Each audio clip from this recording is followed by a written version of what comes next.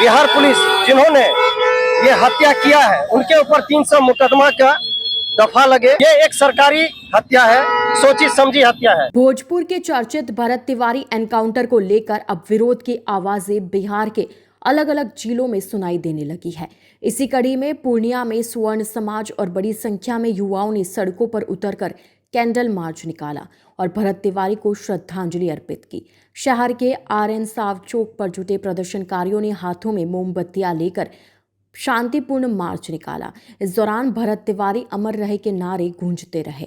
प्रदर्शनकारियों ने एनकाउंटर की कार्रवाई पर सवाल उठाते हुए मामले की निष्पक्ष और स्वतंत्र जांच कराने की मांग की।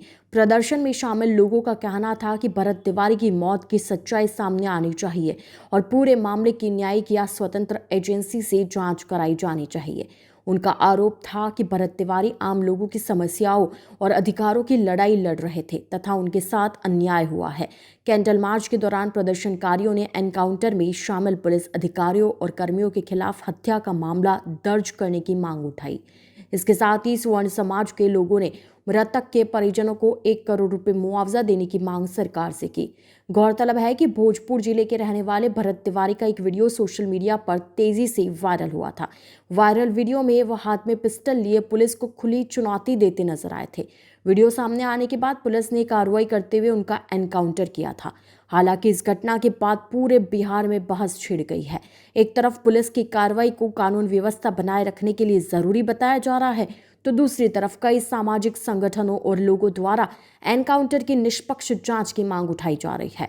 पूर्णिया में निकाला गया यह कैंडल मार्च इसी बढ़ते जन विमर्श और विरोध का हिस्सा माना जा रहा है।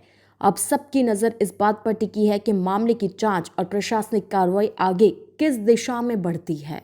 नृशंस हत्या हुई है, इसकी हम लोग पूरी तरह से सवर्ण समाज जो है इसकी भर्त्सना करते हैं और हम चाहते हैं कि बिहार पुलिस जिन्होंने ये हत्या किया है उनके ऊपर 300 मुकदमा का दफा लगे।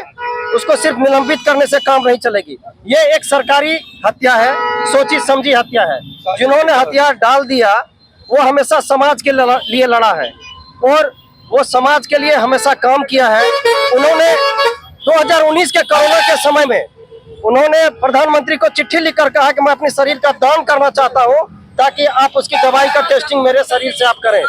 वैसे व्यक्तियों पे इस तरह की घटना करना हम लोग इसकी कड़ी शब्दों में निंदा करते हैं। साथ ही इस बार हम लोग मानसून सत्र में ये मांग करते हैं कि सरकार के अगर यही रवैया है तो वो मानसून सत्र में एक कानून बना दे कि कोर्ट कचहरी को बंद कर दे और सीधे ठोकने का ये कार्यक्रम जो उनका चल रहा सम्राट सरकार का, वो कार्यक्रम अच्छा ये कानून पास कर दे और ये जेल को बंद कर दे।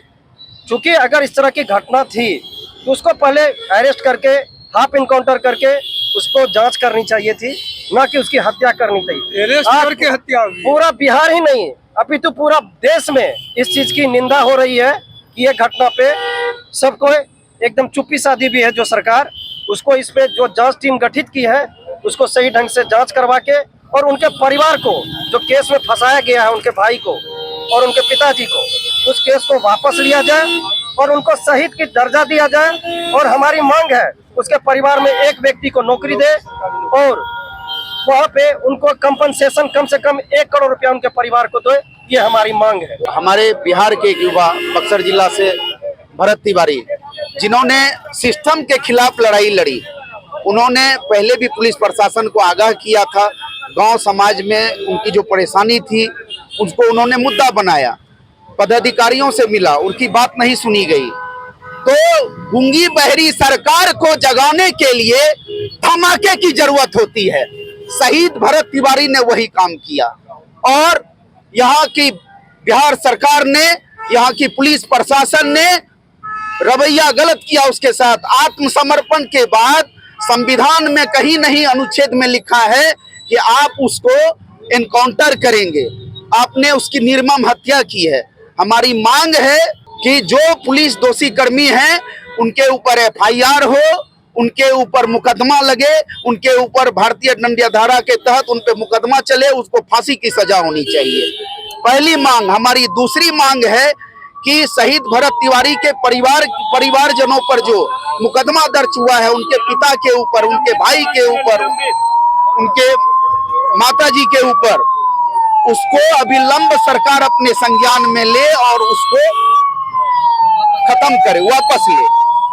हमारी तीसरी मांग है कि सरकार अगर इस तरह के रवैये को नहीं बदलती है तो युवा सरकार बनाती है, युवा सरकार गिरा भी सकती है। क्रांति का आगाज होगा, अंजाम क्या होगा ये सम्राट चौधरी बिहार सरकार समझ ले। क्या लगता है सरकार खुद कानून तोड़ रही है? बिल्कुल तोड़ रही है। जब शहीद भरत तिवारी ने सोशल मीडिया के माध्यम से आपने भी देखा है, आमजनों ने भी देखा, मीडिया भाई बंधु लोगों ने भी देखा है, जब उन्होंने हथियार फेंक कर आत्मसमर्पण किया तो उसके ऊपर फिर उस तरह की बर्बरतापूर्ण कार्रवाई करने की कोई जरूरत नहीं थी। आप एनकाउंटर की बात करते हैं, हाफ एनकाउंटर की बात करते हैं। बात को लेकर के लोगों में कितना आक्रोश है, पुलिस इस तरह से आक्रोश तो काफी आक्रोश है, आपको तो दिख ही रहा है। बिहार के जो जननेता हैं, हर पार्टी जो खुद अभी बिहार में सरकार में अलायंस की पार्टी है, चाहे घटक दल में जदयू हो, बीजेपी हो, लोजपा हो या अन्य पार्टी के जो बड़े बड़े कद्दावर नेता हैं, चाहे वो हमारे सवर्ण समाज से आए या किसी भी अन्य समुदाय से आए, सारे इस मुद्दे को लेकर फ्रंट पर आ चुके हैं। विपक्ष ने भी मुद्दा उठाया है और हमारे जितने भी सारे संगठन हैं बिहार में, चाहे वो करणी सेना हो, सवर्ण मंच हो या अन्य जो भी है संगठन, सबों ने इसका पुरजोर विरोध किया है। किशनगंज के पेरेंट्स अब बच्चों के ब्राइट फ्यूचर के लिए क्वालिटी एजुकेशन और सही गाइडेंस यही मिलेगा। Introducing Shri Janya classes 6 to 12, foundation courses and NEET preparation, experienced faculty, strong concepts, personal attention. Admissions open now. Kishanganj अब बदल रहा है और अब आपके बिजनेस को भी चाहिए एक बड़ी पहचान। Bus stand, day market, flyover, Paschim Pali, hospital road, Lahra Chowk जैसी प्राइम लोकेशंस पर कराइए अपने ब्रांड की दमदार ब्रांडिंग, जहां हर दिन हजारों लोगों की नजर जाएगी सीधे आपके बिजनेस पर। A1 इंडस्ट्रीज, आज ही संपर्क करें।